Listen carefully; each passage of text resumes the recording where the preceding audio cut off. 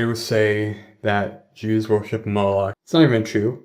It's not biblical. You know what Paul says? Romans 10:1-3.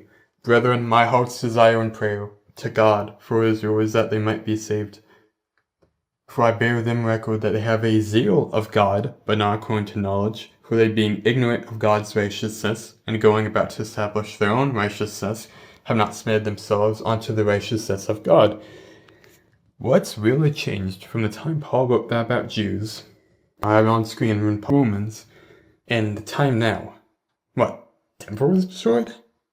You can say, well, they use the Talmud now. First, the Talmud is a law book to them. So they don't view it as inspired. And secondly, we see the beginning of rabbinic Judaism in the Synoptic Gospels. I've known a Jewish man. I believe he was studying to be a rabbi, in fact. Can't say we were best buds, but he did like me.